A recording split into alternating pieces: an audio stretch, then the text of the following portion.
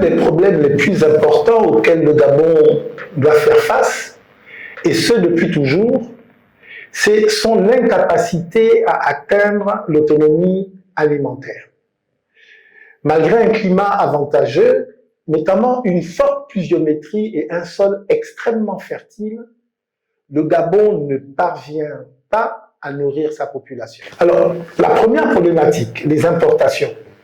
Le Gabon produit 4% de ce qu'il consomme. Donc, les 96% restants sont importés. Selon des chiffres du ministère de l'Agriculture, les importations de denrées alimentaires engloutissent chaque année près de 550 milliards de francs CFA et représentent 16% de la dette publique. Par exemple, au cours du premier trimestre 2022, le pays a dépensé la somme de 97,2 milliards de francs CFA pour se ravitailler en produits alimentaires. Produits qui sont venus de la France notamment, d'autres pays européens tels que la Belgique, l'Italie, le Brésil pour les volailles, le Cameroun pour les fruits et légumes frais et l'Afrique du Sud pour les viandes. D'ailleurs, faire recours aux importations démontre nos limitations à produire ce que nous consommons. Ensuite, puisque le coût de ces importations représente 16% de la dette publique, cela signifie que le Gabon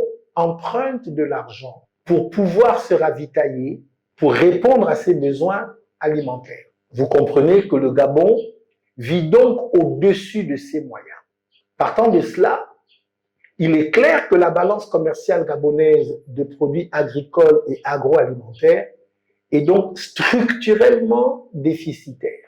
Les exportations dans ce secteur sont marginales et composées essentiellement des produits de la pêche. En 2022, le secteur agricole a représenté 6% du produit intérieur brut, soit approximativement 680 milliards de francs CFA sur les 11 282 milliards de richesses générées pour cette même année. Pour des besoins de clarté, laissez-moi vous dire que le budget alloué annuellement au secteur agricole autour de ces dernières années oscille généralement autour de 25 milliards de francs CFA, soit moins de 1% du budget de l'État, plus précisément 0,9%. C'est scandaleux de constater qu'un secteur aussi prioritaire soit laissé à la dérive, surtout lorsque nous voyons que ces recettes, si elles sont bien orientées, sont capables de couvrir les besoins en alimentation sans avoir donc recours à l'endettement. De plus, les engagements de Maputo de 2002 sur le programme détaillé de développement de l'agriculture africaine, en sigle PDDAA, recommandent à chaque pays de consacrer au minimum 10% de son budget national pour atteindre l'autosuffisance alimentaire. Je crois sans l'ombre d'un doute, fermement, que le Gabon ne devrait pas rester en marge de cet engagement. Pour un pays comme le nôtre, qui devrait être capable de nourrir tous ses enfants, on ne peut pas, en toute responsabilité, consentir à n'injecter pour l'agriculture qu'une part de moins de 1% dans le budget de l'État. Pour impulser une nouvelle dynamique dans le secteur agricole, voici mes 3 propositions. Premièrement, je compte consacrer un minimum de 10% de notre budget annuel à l'agriculture. Mon objectif, clairement exprimé, est de réduire de façon drastique les importations et donc de diminuer notre dépendance alimentaire. Ceci aura pour conséquence à terme de faire baisser le niveau de notre dette publique à l'international et d'inverser le déficit de notre balance commerciale.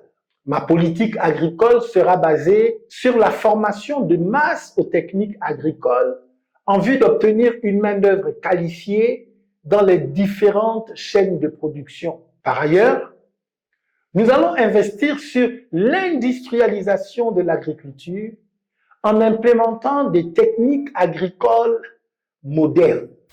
Dans la même lancée, nous développerons le secteur agroalimentaire par la transformation des produits tels que le sucre, la farine, la banane, le manioc, pour ne citer que ceux-là.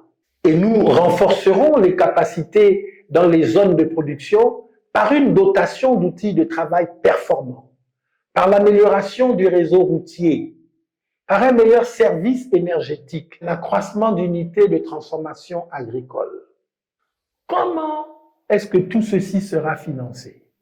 Dès la première année de mon mandat, mon objectif sera de mobiliser 100 milliards de francs CFA pour le secteur agricole. C'est possible.